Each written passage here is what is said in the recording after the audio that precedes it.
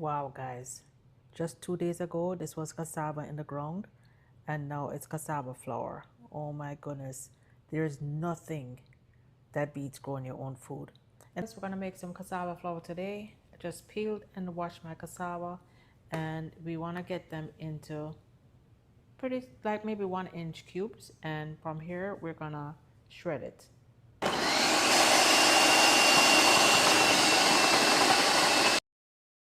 This is the texture that it should have. All right, so I have a mountain of shredded cassava, and now we're gonna strain off all the cyanide and the starch. And yeah, back in the days they use it as spray starch, but I don't need it, so I'm gonna just discard the starch. So transferring this into a nut bag. To show you keep a separate nut bag for food items. This one is only used for food items. So you transfer it into probably like a couple of cups at a time into the nut bag, and then you squeeze. As you squeeze, you're gonna see the liquid coming out. That liquid is the starch and cyanide. If you let it settle for, say you let it settle for a while, you'll see the yellow rise to the top. That's the cyanide, and the white at the bottom is the starch. Let me do that just so you guys can see. But the key here is wringing out all the liquid. Use that upper body strength, guys. Wring out all that liquid.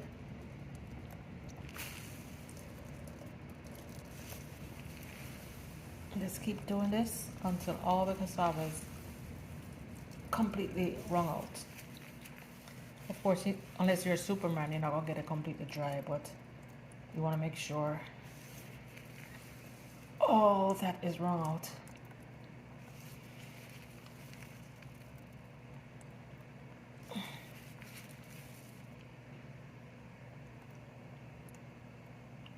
All right, I think that's good. Okay, that's good. This is what it looks like after you've wrung it out and you lay it on the sheet.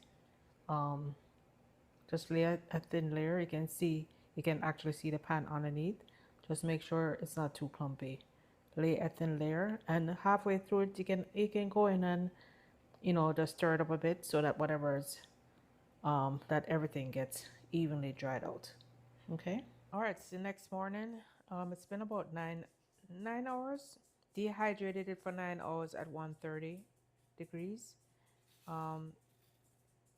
It's still, well, this tray that was at the bottom is pretty dry, but it's not fully dry. I can still feel a little trace of moisture in it. These trays that were on top, definitely still moist. You don't hear that crunch. So this is definitely not ready. So if you have it like this, guys, you need to put it back in for a few hours. What I'm gonna do is put the trays that were on top. I'm just gonna rotate the trays so that the ones that are still a little bit moist, like this, is also a little moist. You want to make sure it's completely dry, and you'll see what it looks like in a minute. Give it another 4 hours. So now it's bone dry. There is zero moisture. Let's check this one. Yep, you hear crispy sounds. Bone dry.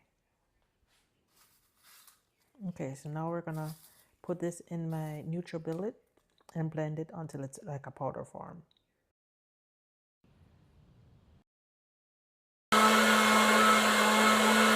Literally only needed a few seconds. And here's what it looks like. Perfect cassava flour. Now I'm gonna blend the rest up and put this in a mason jar so it stays good and fresh. Wow, guys, just 2 days ago this was cassava in the ground, and now it's cassava flour. Oh my goodness, there's nothing that beats growing your own food. Anyway, let's put this in a jar. Have my jar right here. We're gonna jar this up. Then I'll have my delicious cassava flour to make all my dumplings and cakes and whatever else I choose to make. Well, I ended up getting 1.5 quart size jars of cassava flour. Not bad at all for the little bit I made. Still have 5 gallon size bags of raw cassava in the freezer so I can make more when I want. Anyway, hope you guys enjoyed this video. If you learned something new, drop a comment below. Let me know how you how you use your cassava. And guys, remember it's free to subscribe and hit like. And don't forget to hit the notification bell. I have lots more videos coming up. Till next time, guys. Bye now.